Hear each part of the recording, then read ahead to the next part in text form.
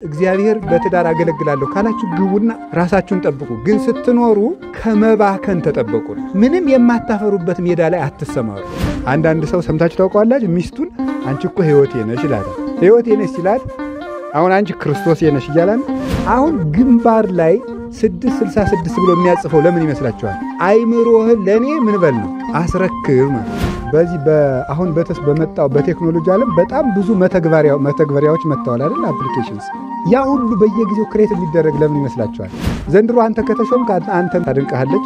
የዛሬ 3 ዓመት ሌላ መንግስት ደግሞ ከመጣ ያኛው ሌባ ነበር እንደዚህ ያለ በፀሐይ መንግስት መጥቶልን ደግሞ እንደ ነፋሱ ነው ይቻላል ማለት። አባቱ ሊሰዋው ወደ ተራራ ይዞት ሲሄድ አባቴ የመስዋዕቱ በግ ወዴት ነው ብሎ ጠይቆ ነበር። ያንን መልስ ለመመለስ ነው ክርስቶስ ይመጣ።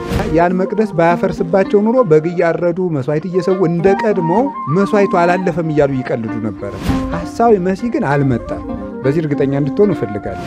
ጋብቻ ቅዱስ ነው። ሌላው ቀርቶ ክርስቶስ ጋብቻ ባይሆን ይወለድ ነበር ባይኖር።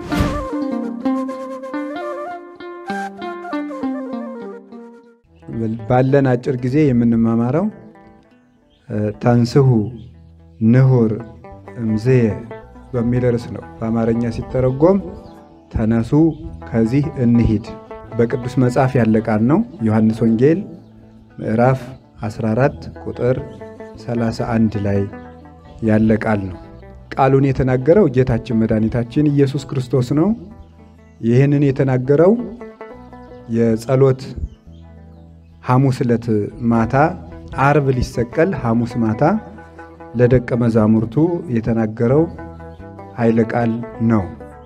የጸሎት ሐሙስ ጌታችን ኢየሱስ ክርስቶስ በአትክልት ቦታ ሆኖ ረጅም ጸሎት ስለጸለየባት አባቴ ይህች ጽዋ ከኔ ትለፍ እያለ በእኛ ተገብቶ መከራ የማይገባው ሆኖ ሳለ ነገር ግን በአዳም ተገብቶ ለአዳም የሚገባውን ሁሉ ሆኗል። አዳም የ5500 ዘመን መከራ ይለፍልኝ እባክህን የሞት ጽዋ አሳልፍልኝ እያለ የሚጮኸውን ጩኸት ክርስቶስ በአዳም ተገብቶ አቅርቦለታል እና ከዚህ የተነሳ ይቺ ጽዋ ከኔ ትለፍ ሲል ይቺ የሞት የመከራ ጽዋ ከልጆቼ እኔን ከሚያምኑ ሁሉ ይለፍላቸው ብሎ የሞትን ጽዋ አሳልፎልናል ማለት ነው እና መፍራት የማይገባው ሞት ለሱ ምንም አይደለም። አራት ቀን ሞት ነፍሱን ከስጋው የለየውን የፈረሰውን የበሰበሰውን ስጋ ከመቃብር አፍ እየመነጠቀ በቃሉ ብቻ ማውጣት የሚቻለው ትንሣኤና ሕይወት የሕይወት ብርሃን የሞት ጨለማ ሊቀርበው የማይችል በዘላለም ጌትነቱ ሲያበራ የሚኖር እውነተኛ ብርሃን ነው ክርስቶስ። የሞትና የሲኦል ጨለማ በእርሱ ዘንድ ከቶ የለም። ስለዚህ እንደዚያ ሆኖ ሳለ ለምን ፈራ ብለን ብንጸልይ ብናስብ ሰው መሆኑን ለማሳወቅ በትክክል ምታት እንዳላደለ ለማጠየቅ በእኛ ተገብቶም እኛም ደግሞ መከራ ሲመጣብን ደፍረን ማን ይነካናል ማለት ሳይሆን ወደ ሰማይ አባታችን መጸለይ እንዲገባን ለማስተማር የጸሎትን ጥቅም ለማሳየት እየጸለየ ያሳይቶናል እና ያንን ረጅም ሰዓት ስለጸለየ የጸሎት ሐሙስ ትባላለች ወይም ደግሞ ቅድስት ሐሙስ የፋሲካ ሐሙስ ሆሊ ፓስካል ትባላለች። የፋሲካ ሐሙስ ቅድስት ፋሲካ ተብላም ትጠራለች። እርሱ በጉን መጀመሪያ ከበሉ በኋላ የፋሲካውን በግ የማቴዎስ ወንጌል ምዕራፍ 26 ቁጥር 26 እንደምንመለከተው ከዚያ በኋላ እርሱ ህብስቱን አንስቶ ቆርሶ ይህ ሥጋዬ ነው፣ ደሙን አንስቶ ደግሞ ይህ የኔ ደም ነው፣ የአዲስ ኪዳን ደም ይሄ ነው። እንግዲህ በግ አይሰዋም፣ አያስፈልግም፣ የዓለምን ኃጢአት የሚያስወግደው የእግዚአብሔር በግ እነሆ ብሎ ዮሐንስ መጥምቅ እንደመሰከረለት ይስሐቅ አስቀድሞ በኦሪት ዘፍጥረት ምዕራፍ 22 ላይ አባቱ ሊሰዋው ወደ ተራራ ይዞት ሲሄድ አባቴ የመስዋዕቱ በግ ወዴት ነው ብሎ ጠይቆ ነበር። ያንን መልስ ለመመለስ ነው ክርስቶስ ይመጣ። ይስሐቅ ለጊዜው የምናርደው በግ የትኛው ነው እያለ ነው። በምስጢር ግን ዓለምን የሚያድነው በግ ማን ነው ብሎ ነበር የጠየቀው። ስለዚህ ያ በግ ልጄ የመስዋዕቱን በግ እግዚአብሔር ያዘጋጃል፣ በጎስ ያምር እግዚአብሔር ወልደ ብሎት ነበረ። ከዚያ በኋላ ዮሐንስ መጥምቅ የይስሐቅን ጥያቄ እነሆ የዓለምን ኃጢአት የሚያስወግደው የእግዚአብሔር በግ ብሎ ወደ ክርስቶስ ጠቁሞ አሳይቷል። ጌታችን ኢየሱስ ክርስቶስ በሚጠመቅበትም ጊዜ መንፈስ ቅዱስ ወርዶ በራሱ ላይ ከተቀመጠባቸው በጣም ብዙ ምስጢር ነው ያለው። የዚህ ትርጉም አንዱ እውነተኛው በግ ለአብ መስዋዕት የሚሆነው እውነተኛው በግ ይሄ ነው ብሎ በጣት ጠቁሞ እንደማሳየት እስራኤል እንግዲህ መስዋዕታችሁ በግ አይደለም፣ እናንተ መስዋዕት እያቀረባችሁ እሳት ከሰማይ እየወረደ የሚበላው በግ እንግዲህ የለም፣ በዘላለም መንፈስ ራሱን መስዋዕት አድርጎ አሳረገ ብሎ ቅዱስ ጳውሎስ ዕብራውያን 9 ላይ እንደነገረን። ስለዚህ ክርስቶስ ራሱን መስዋዕት አድርጎ ባቀረበ ጊዜ እሳት ከሰማይ አልወረደም። ለምን? የሱ መስዋዕት በመንፈስ ቅዱስ እሳትነት የሚያርግ እንጂ ምድራዊ እሳት የሚያሳርገው ስላልሆነ ነው። ራቁቱን የተሰቀለ ለምን? እሱ ምድራዊ ሊቀ ካህናት አይደለምና የሊቀ ካህናት ልብስ መልበስ አያስፈልገውም። እሱ ያለምን ኃጢአት አንድ ጊዜ ራሱን መስዋዕት አድርጎ አቅርቦ የደመሰሰ እውነተኛ ሊቀ ካህናት ስለሆነ ያንን መልበስ አላስፈልገውም እና ያ በግ ክርስቶስ ነበር። ይሄ በግ ነው እውነተኛው መስዋዕት እንግዲህ ይሄ ነው የአዲስ ኪዳን በግ ብሎ መስዋዕቱን አሳልፎ የነሱን የራሱን ስጋ የራሱን ደም ተክቶልናል። እንግዲህ በኋላ እንደምታውቁት እስራኤልን ወደ 37 ዓመት ወይም 36 ዓመት ከ7 ወር ጠብቋቸዋል ይመለሱ እንደሆነ ብሎ እንዳልተመለሱ በተመለከተ ጊዜ ናሁ ይታደግ ለክሙ ሀገረክሙ በድዎ እነሆ ሀገራችሁ ምድረ በዳ ይሆናል መቅደሳችሁ ይፈታል ብሎ የማቴዎስ ወንጌል ምዕራፍ 23 ላይ እንደነገራቸው ባልተመለሱ ጊዜ በቲቶ በታሪክ መጽሐፍ ለእናንተ ቅርብ በመሆኑ መጽሐፍት ቲቶ ይባላል።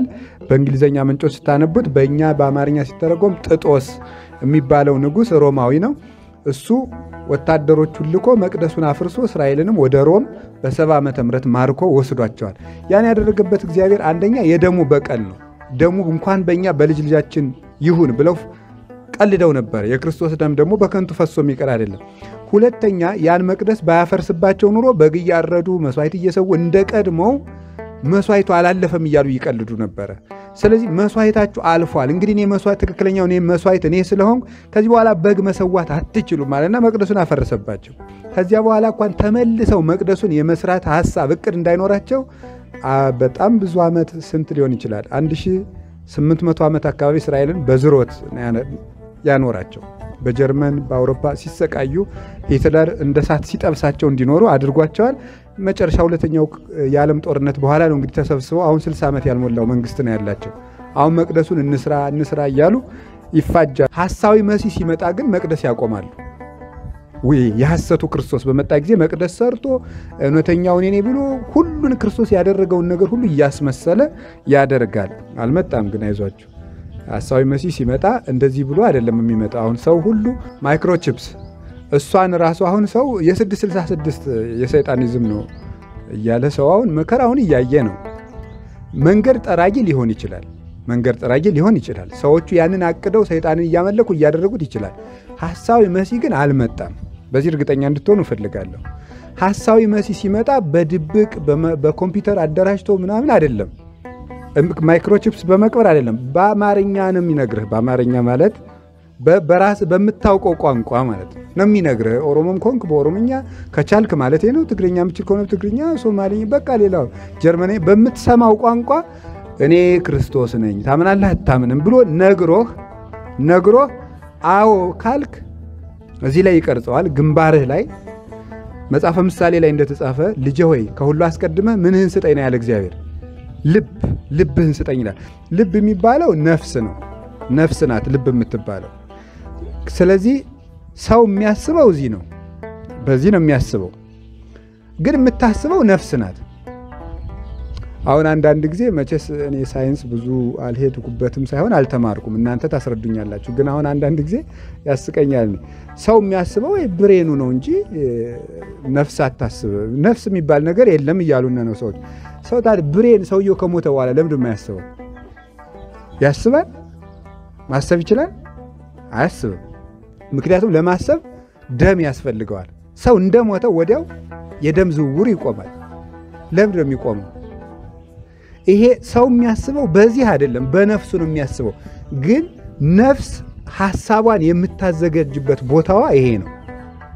ሰው ሲያስብ ራሱን የሚያማውም ለዚያ ነው። ሐሳቧን የምታደራጅበት የምትቀምርበት ቦታዋ ይሄ ነው። የምታስበው ግን ነፍስ ናት። ከዚያ በኋላ እሷ ከወጣች በኋላ ቀፎ ማለት ነው። በቃ ነፍሱ ከወጣች ይሄ እንትን ነው፣ ቀፎ ነው፣ ምንም አይሰራም፣ ዝም ብሎ ይቀመጣል ማለት ነው። ለደም ሕይወት የምትሆነው ነፍስም ስለሆነች እሷ ከወጣች ሰው ከሞተ በኋላ እጁን እግሩን ብትቆርጡት ሊደም አይችልም፣ ነፍሱ የለችማ። እና ልብህን ስጠኝ ሲል ልብ በሉ፣ ልብህን ስጠኝ ሲል ውሳጣዊ አይምሮህን ስጠኝ፣ ሐሳብህን ለኔ አድርገው፣ ነፍስህን ለኔ አስረክብ ማለቱ ነው እግዚአብሔር። አሁን ግንባር ላይ 666 ብሎ የሚያጽፈው ለምን ይመስላችኋል? አይምሮህን ለኔ ምን በል ነው አስረክብ ማለት ነው። አምልኮተ እግዚአብሔር ማለት ተግባርና ኢንቴንሽን ነው። እውነት ሐሳብ ነው፣ ሐሳብ ነው። አሁን አንዳንድ ጊዜ እኔ አሁን ለእመቤታችን ብሰግድና ለእግዚአብሔር ብሰግድ፣ ለእመቤታችን ብሰግድና ለእግዚአብሔር ብሰግድ፣ ወይም እኔን አባታችን ጫማቸውን ብስማቸው፣ ለምሳሌ ጫማቸውን እጄ ብስማቸው፣ ይሄ ሰውዬ አባን ያመልካል ሊል ይችላል። የሆነ ሞኝ ሰው ማለት ይላል። ኧረ ትላላችሁ፣ እናንተ ትላላችሁ፣ አባን ነው የሚያመልከው፣ በቃ የአባ ገብረ ኪዳን አምላክ እኔ አባ ናቸው ልትሉል ነው ማለት ነው። ግን ስሰግድላቸው ውሳጣዊ ሐሳቤ ምን እያልኩ ነው? አባቴ ትልቅ አባት ነው ብዬ እያከበርኳቸው ነው ማለት ነው እንጂ አምላኬ እያልኳቸው ነው። ልብ ነው የሚወስነው ሁሉንም ነገር። አንዳንድ ሰው ሰምታችሁ ታውቀዋላችሁ? ሚስቱን አንቺ እኮ ሕይወቴ ነሽ ይላታል። ሕይወቴ ነሽ ሲላት የዮሐንስ ወንጌል ምዕራፍ 11 ቁጥር 25 ላይ ትንሣኤና ሕይወት እኔ ነኝ ይላል ክርስቶስ። አሁን አንቺ ክርስቶስ ነሽ እያላት ነው እንዴ? በፍጹም አይደለም። እምታስቢልሽ ነሽ እያላት ነው ማለት ነው። በቃ እንድኖር የምታደርጊ ነሽ ማለቱ ነው። ስለዚህ የሚወሰነው በህሊና ከተማነት ነው የሚወሰነው። እና እዚህ ላይ 666 የሚያስቀርጽበት ብጋ አይምሮዬን አስረክብ ያለውን በለኝ ነው። ያን ይጠይቅና ፈቃደኛ ስትሆን እዚህ ላይ ትቀረጽ። ካልተቀረጽ መገበያየት አትችልም እንዲያትልም ብሎ ይቆጣጠራል ነው። ስሙ ያልተጻፈበት እንዳይገበያይ ሁሉ በቁጥር ሲያደርጉ ያሁኑ አይምሮን ለመቆጣጠር መረጃ ለመሰብሰብ ማይክሮቺፕስ የሚቀብሩበት ምክንያት በአይምሮ የምታስበውን ነገር እያሰቡ ሰውን ለመቆጣጠር ነው። ታውቃላችሁ አሁን ሰው በዩቲዩብ፣ በጉግል፣ በፌስቡክ የፖለቲካ ስራ እንደሚሰራበት ታውቃላችሁ አይደል? አሁን አብዛኛው ሰው ዘፈን የሚወድ ሰው ካለ የሚወዳደረው የፖለቲካ ፓርቲ ምን ሊል ይችላል መሰላችሁ? የዚያን ከተማ ህዝብ ምርጫ ሲቀሰቅስ 24 ሰዓት የሚጨፍሩ ጭፈራ ቤቶችን እንፈቅዳለን ሊል ይችላል። ምክንያቱም የዚህ አካባቢ ሰው እንደሚዘፍን ምን ሰብስቧል? መረጃ ሰብስቧል ማለት ነው። ከኢንተርኔት ይሰበስብና ከዛ ፖለቲካ ይጠቀማል። አሁን የሚቀበረው ማይክሮቺፕስ ሰዎች ምንድነው ሐሳባቸው፣ ዝንባሌያቸው ምንድነው ብሎ አይምሯቸውን ተቆጣጥሮ የፖለቲካ አቲቲዩዳቸውን አስቦ አውቆ ከዛ በኋላ ያስተዳደር ጎዳናቸውን ለመቅረዝና ሰውን ለመዘወር ነው። እንዴት እንደሚጫወቱብን በደንብ አድርጋችሁ ታውቁታላችሁ። እናንተ ስለምታውቁት እናንተ ብታስረዱ ይሻላል። ስለዚህ የእግዚአብሔር ቤተሰቦች ጌታችን ኢየሱስ ክርስቶስ ሐሳዊ መሲህ ሲመጣ ብቻ መቅደስ ይቆማል እንጂ አሁን መቅደስ እንደማይቆም አስተምሮና እና ያን ጊዜ የሐዲስ ኪዳን ደም እኔ ነኝ ፋሲካው እኔ ነኝ ብሎ አስተምሮ ይሄንን ከነገራቸው በኋላ ጸሎትን አስተማረ፣ ቁርባንን ሰራ፣ ረጅም ጊዜ ጸለየ። ይሄንን ከዮሐንስ ወንጌል ምዕራፍ 13 እስከ ምዕራፍ 17 ያለውን ሙሉን የጸሎት ሐሙስ ዕለት ነው ያስተማረው። ስለ ፋሲካው ሐሙስ እየነገርኳቸው ነው። አሁን ፋሲካችን ኢየሱስ ክርስቶስ ነው። አንደኛ ቆሮንቶስ ምዕራፍ 5 ቁጥር 7 ላይ እንደተጻፈ ፋሲካችን ክርስቶስ ታርዷልና እንዳለ ቅዱስ ጳውሎስ አሁን ፋሲካ ክርስቶስ ነው። ተደጋጋሚ በብዙ መምህራን ሰምታችኋል። ፋሲካ በዕብራይስጡ ቋንቋ ፔሳህ ነው የሚባለው፣ መሻገር ማለት ነው፣ ማለፍ ማለት ነው። ስለዚህ ክርስቶስ ከሞት ወደ ሕይወት ስላሻገረን ፋሲካ ተብሎ ይጠራል ማለት ነው። ከሞት ወደ ሕይወት፣ ከባርነት ወደ ነፃነት፣ ከሐሳር ወደ ክብር፣ ከጉስቁልና ወደ ብርሃን ሕይወት ያሻገረን እርሱ ስለሆነ ነው። መሻገሪያችን ክርስቶስ ነው። አሻጋሪ መሻገሪያ ራሱ ወደባችንም ኢየሱስ ክርስቶስ ነው። ቤተክርስቲያን ለዚህ ነው ጧት ኪዳን ስታደርስ ከጥፋት አድነህ የሕይወት ወደብ የሆንከን አንተ ነህ የምትለው ለዚህ ነው። አሁን እንግዲህ መርከበኞች ነን ሆናችኋል ብላችኋል አይደል? መርከብ ስታዩ እንግዲህ ወደብ ስታዩ ማን ትዝ ይላችኋል ማለት ነው? ክርስቶስ ትዝ ይላችኋል ነው። ይሄ ማይበሉ የባህሩ ማይበል በዚህ ዓለም ነው የሚመሰለው። ማይበል አቅጣጫው ወዴት ነው? ወደ ምስራቅ፣ ወደ ምዕራብ፣ ወዴት ነው? እንደ ነፋሱ ነው በሉ እንጂ እንደ ነፋሱ ነው አይደል እንዴ? የዚህች ዓለም አቅጣጫው እንዴት ነው? እንደ ነፋሱ ነው። ነፋሱን አይታ ነው ይህች ዓለም የምትነፍሰው። ዘንድሮ አንተ ከተሾምክ አንተን ታድንቅሃለች። በእውነቱ እንደዚህ ያለ መንግስት አይተን አናውቅም ትላለች። የዛሬ 3 ዓመት ሌላ መንግስት ደግሞ ከመጣ ያኛው ሌባ ነበር፣ እንደዚህ ያለ በፀሐይ መንግስት መጥቶልን ደግሞ እንደ ነፋሱ ነው ይህች ዓለም ማለት ነው። እና ሞገዱ ይህንን ዓለም ነው። መረጋጋት የለም። በቃ ባይል መናወጽ ዓለም ውስጥ ሁከት የለም። የእናንተ ህይወት ራሱ እኮ አሁን ሁከት ነው። አሁን ሰው ሁከት ውስጥ ነው። በዚህ አሁን በመጣው በቴክኖሎጂ ዓለም በጣም ብዙ መተግበሪያዎች መጥተዋል አይደል? አፕሊኬሽንስ። ያ ሁሉ በየጊዜው ክሬት የሚደረግ ለምን ይመስላችኋል? ሰውን በደንብ ለማወክ እኮ ነው አይደለም? ነው መርካት አቅቶክ እኮ ነው። አሁን ዩቲዩብ ብቻ ይበቃ ነበር። ፌስቡክ፣ ከዛ ቲክቶክ፣ ኢንስታግራም፣ ሜሴንጀር፣ ቴሌግራም፣ ቫይበር፣ ሌላ በጣም ብዙ አለ ደግሞ ምናምን ስካይፕም ቢሆን ዙም፣ ሌላ ደግሞ የሆነ ነገር። እነዚህ ሁሉ ለምንድነው ክሬት የተደረጉት? ሰው እንደማይረካ በደንብ ታውቋል። ስለዚህ 10 ደቂቃ ቫይበር ላይ ትቆያለህ፣ 20 ደቂቃ ቴሌግራም ላይ ትቆያለህ፣ 30 ደቂቃ ዩቲዩብ ላይ ትቆያለህ፣ 5 ደቂቃ ጉግል ላይ ትቆያለህ፣ 15 ደቂቃ ፌስቡክ ላይ ትቆያለህ፣ 20 ደቂቃ ኢንስታግራም ትቆያለህ፣ 20 ደቂቃ ሜሴንጀር ላይ ትቆያለህ፣ 10 ደቂቃ ደግሞ ያው ቴሌግራም ትቆያለህ፣ 20 እናድርገው ደግሞ መልሰህ ኢሞ ውስጥ ትቆያለህ። ይሄ ሰውዬ እንዴት ያለ ጭንቅላት ነው ያለው? ከዚያ በኋላ ምንም ሐሳብ የለውም። ሁሉን አግብቶ ሁሉን ፈቶ ያድራል። በቃ እንደዚህ ነው ሐሳቡ ማለት ነው። ሁሉን ጨብጦ አንድም ግን እጁ ላይ የሌለው ሰው ሆኖ ይቀራል ማለት ነው። ዓለም ሰዎችን ልብ ብላችሁ ስሙ። ዓለም ሰዎችን የምትጎዳበት ዋናው መንገድ ምንድነው? ማባከን። በደንብ አድርጎ ማባከን ማለት ነው። በነገራችን ላይ መነኮሳት የሚመነኩሱት ለምን እንደሆነ ታውቃላችሁ? ለብዙ ሰዎች የሚመስላቸው ጋብቻ አንፈልግም እኛ ጻድቃን ነን እኛ ቅዱሳን እንደዚህ የሚመስለው። በፍጹም ጋብቻ ኃጢአት ነው።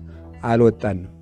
ጋብቻ እንዲህ ቤተክርስቲያናችን ወርቅ ቤተክርስቲያን ያለች እኛስ ጋብቻ ክቡር እንደሆነ ምን እንላለንም ነው እናውቃል። በዕለት በቅዳሴ ነው እንደዚህ የምትለው። በቅዳሴ በየሜዳውም አትድርም እንደዚህ እየቀለደች እንደው ምን በቃ ክርስቶስ ባልን ይወክላል፣ ቤተክርስቲያን ደግሞ ሴቲቱ ትወክላለች። ማግባት እንደ ክርስቶስና እንደ ቤተክርስቲያን ሙሽርነት ነው ብላ በኤፌሶን 5 ላይ የምታስተምር ቤተክርስቲያን ናት። ጋብቻ ቅዱስ ነው። ሌላው ቀርቶ ክርስቶስ ጋብቻ ባይሆን ይወለድ ነበር። ባይኖር ምን ማለት ነው? ጋብቻ ባይኖር ድንግል ማርያም ባትወለድ ማለት ነው። እሷ በድንግልና ነው የወለደችው። እንዴት ሊወለድ ይችላል? ጋብቻ ክርስቶስ እንኳን ከሰማይ እንዲወርድ ምክንያት ነው። ባይኖር ክርስቶስ አይወለድም። እናቱ የትዳር ውጤት ስለሆነች። ታዲያ ለምንድን ነው መነኮሳት የሚመነኮሱት ስትሉት በትክክል ክርስቶስን ማሰብ የሚችሉበት ምን ለመፍጠር ነው። ምንድን ነው የምትሉት? ከባቢ አየሩን በሉት። በቃ እንደዚህ ያለ ማግኘት ነው። በቃ ክርስቶስን ብቻ ማሰብ እንዲቻል። ስታገባ በጣም ብዙ ነገር ነው ያለው፣ ግን አግቡ። ስታገቡ በጣም ብዙ ነገር ነው፣ ግን እያሰብከው ነው መግባት ያለብህ ነው። አሁን እኔ እዚህ ዋልኩኝ፣ ተነስቼ ሂጄ ቤቴ እተኛለሁ። ተመስገን። ስነሳ ማንን ነው የማስበው? ክርስቶስን ነው የማስበው። ስትነሳ አንተ ሚስትን ነው የምታስብ። ታስባለህ ማለት ውለህ መጥተህ ውለት መጣና ቀጥታ ወደ አልጋ መሄድ ትችላላችሁ? ተመስገን። እንዲያውም ዛሬ ራት አልበላ ማለት ትችላላችሁ? አትችሉ። እንዴ አታጫውተኝም እንዴ ትላለች። አጫውተኝ እንጂ እንዴ ሆቴል መሰለ የምታድረው ሚስትህ እኮ ነው። ቁጭ በልና አውራኝ ትላለች። ካላወራት ትቆጣለች። ደግሞ የማውራት ግዴታም አለብህ። ለምን? አካልህ ናት። ስለዚህ ይሄ እንዴት ሆኖ ይሆናል? ስለዚህ ያገባ ሰው ሚስቱን እንዴት ደስ እንደሚያሰኛት ምን ይላል አለ ቅዱስ ጳውሎስ? ያስባል አለ። አንደኛ ቆሮንቶስ ምዕራፍ 7 ላይ ያላገባ ሰው ግን ክርስቶስን እግዚአብሔር እንዴት ደስ እንደሚያሰኘው ያስባል አለ። ከዚያ የተሳ ሴቷም እንደዚህ ወንዱም እንደዚህ ማለት ነው። ስለዚህ አሁን ግን እኔ የምነግራችሁ ጋብቻ ቅዱስ ነው። ክርስቶስ ባርኮታል፣ ቀድሶታል። ተገኝቶ ውሃውን ወይን አድርጎ ራሱ የባረከው ትልቅ የመንግሥተ ሰማያት በር ከምስጢራተ ቤተክርስቲያንም አንዱ ነው። ከሰባቱ ምስጢራተ ቤተክርስቲያን አንዱ ጋብቻ ነው። ያለ ቁርባን የማይፈጸውም ለዚህ ነው። ተጠምቀ ሳትቆር እንደማትቀረው ሁሉ አግብተ ሳትቆር አይሆንም ማለት። ክርስቶስ የሌለበት ትዳር ምንድነው የሚባለው? ተራ አጥር ነው፣ ስብሰባ ነው። ክርስቶስ ያለበት ትዳር ነው ትዳር የሚሆነው። ግን የሆነ ሆኖ የምነግራችሁ ባላችሁበት ቦታም ሆነ የግድ መመንኮስ የለባችሁ። ሁሉም እንደተጠራበት ይኖር አይደል? ቅዱስ ጳውሎስ ሁሉ እንደተጠራ ይኖር ብሏል። ትዳር እግዚአብሔር በትዳር አገለግላለሁ ካላችሁ ግቡና ራሳችሁን ጠብቁ። ግን ስትኖሩ ከመባከን ተጠበቁ ነው። ምንም የማታፈሩበት ሜዳ ላይ አትሰማሩ። ምንም የማታፈሩበት ሜዳ ላይ አሁን በጣም አንድ ሰውዬ የተናገረው ነው። አሜሪካዊ ሰውዬ ነው እና አሜሪካ ደነቆረች ብሎ ነው ሰውዬው የሚናገረው። መጽሐፉን ነው ያነበብኩት። በጣም ትልቅ ሳይንቲስት ነው። አሜሪካ ደነቆረች እባካችሁ ተብሏት፣ ያደነቆራት ደግሞ ሶሻል ሚዲያ ነው ብሏል። ምክንያቱም ሰው በጣም ብዙ ዕውቀት ሚዲያ ላይ ስለሚያገኝ ያንን እያየ ብዙ የማውቅ እየመሰለው ግን ምንም የማያውቅ ላለመስማትም የሚፈልግ ትውልድ። ለምሳሌ ምንድን ነው የሚለው? እንደዚህ ታውቃለች ሰርች ላድርገው ነው የሚለው። አያውቅም፣ አያነብም። ሁሉን የማውቅ ይመስል ሁሉ እጁ ላይ ያለ ይመስለዋል። ነገር ግን ምንም የለው። ሌላው ቀርቶ ስልክ እንዴት ያለ ሱስ እንደሆነ ታውቃላችሁ አይደል? ለምሳሌ አሁን ሪከርድ ታደርጋላችሁ። ሪከርድ እያደረጋችሁ ነው፣ ጥሩ ነው፣ እየነቀፍኳችሁ እንዳይመስላችሁ። ግን ሪከርድ ማድረግ ራሱ ግን ችግር እንዳለው ታውቃላችሁ። አይ ሪከርድ ስላደረግኩት ኋላ ተኝቼ ሰማዋለሁ ብሎ የማይሰማ ሰው ይኖራል። እየተማረ ይቀንሳል። የመያዝ አቅሙ ጓግቶ መዝግቦ ባይምሮ የመያዝ አቅምን ይቀንሳል እሱ ራሱ። እና በጣም አሁን ፈረንጆቹ በጣም ከብዙ በሽታዎች አንድ በሽታ ተደርጎ ፎን አዲክትድ የሆነ ሰው ራሱ አንድ በሽታ ሆኗል። አማካሪ እያስቀመጡ ነው ዶክተሮች። እኔ አይቻለሁ ራሱ እንደው ብዙ ሀገር እንኳን አልሄድኩም። አንድ ቦታ ብቅ ብዬ ባስ ውስጥ ዝም ብሎ ሰው ኤርፎንና እዚህ ዝንጀሮ ነው የሚመስል ሰው ሁሉ እያረገ ማለት ነው። ደህና አደራችሁ አይባል። የኛ ሀገር ሰው እኮ ደህና አደራችሁ፣ ደህና ናችሁ፣ ልጁም ከብቱም ደህና ነው ብሎ ነው የሚንተ ደህና አደራችሁ አይልም። ዝም ብሎ ዝንጀሮ እያለ የሚኖር በጣም ነው የሚያሳዝነው በእውነት ማለት ነው። በጣም ራስ ወዳድ ያደርጋል። እና ከዚህ ለመውጣት መሻገር አለባችሁ። እንድንሻገር ተነሱ፣ ከዚህ እንነሳ በሉ። ከዚህ ምን እንበል? ከየት ነው የምንሄደው? ከዚህ አሁን ካልኳችሁ ይሄን ለመናገር ነው ርዕሱን የመረጥኩበት። ከዚህ መውጣት አለብን። ከዚህ ካልወጣን መኖር አንችልም። ከዚህ በኋላ ጌታችን ኢየሱስ ክርስቶስ የጸሎት ሐሙስ ዕለት ነው የነገራቸው። መጨረሻ ላይ ሁሉን ነገር አከናውኖ ሲጨርስ ይሁዳ ሰዎቹን ሰብስቦ ሊያስይዘው እየመጣ እንደሆነ አወቀ። ሲያውቅ ተነሱና ከዚህ እንሂድ፣ እስመ ይመጽእ መልአኩ ለዝንቱ ዓለም ወይረክብ ምንተኒ በላዕሌ፣ የዚህ ዓለም ገዥ ይመጣል በእኔ ላይ ምንም አያገኝም እና ተነሱ ከዚህ እንሂድ አለ። የዚህ ዓለም ገዥ ያለው ሰይጣንን ነው።